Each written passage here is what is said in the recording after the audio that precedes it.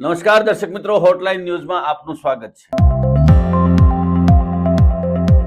કેટલાક સોશિયલ મીડિયાના એકાઉન્ટ હોલ્ડરો ઉપરાંત કેટલીક રિજનલ ચેનલો અને કેટલીક લોકલ ચેનલો દ્વારા ભારતીય જનતા પાર્ટીના વિરુદ્ધમાં નેરેટિવ સેટ કરવા માટે અને આમ આદમી પાર્ટીના સમર્થનમાં નેરેટિવ સેટ થાય એના માટે થઈને સવારે પ્રયત્ન કરવામાં આવ્યો હતો, જે ખૂબ જ હાસ્યાસ્પદ ઠર્યો હતો.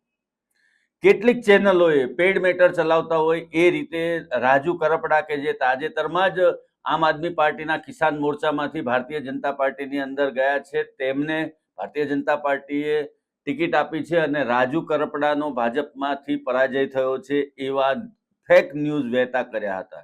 શરૂઆતના તબક્કામાં તો આમ આદમી પાર્ટીના જે કાર્યકરો અને સમર્થકો અને નેતાઓ હતા એ લોકો ખુશ થતા હતા આનાથી, પરંતુ વાસ્તવિકતા જ્યારે સામે આવી ત્યારે એ લોકોને ખ્યાલ આવ્યો હતો કે પરિણામના દિવસે પણ ખોટા નેરેટિવ સેટ કરવા જવાથી શું પરિસ્થિતિ થાય છે. રાજુ કરપડા વિજેતા જાહેર થયા છે અને કદાચ ભારતીય જનતા પાર્ટી એમને આવનારા દિવસોની અંદર સુરેન્દ્રનગરની અંદર ખૂબ મોટી જવાબદારી આપે એવી પણ એક સંભાવના વ્યક્ત થઈ રહી છે. આમ આદમી પાર્ટી કે જેણે સૌરાષ્ટ્રની અંદર કે દક્ષિણ ગુજરાતની અંદર, ખાસ કરીને સુરત શહેરની અંદર જે પ્રમાણેનો પ્રચાર પ્રસાર કર્યો હતો એમાં પણ એમને જાકારો મળી રહ્યો છે.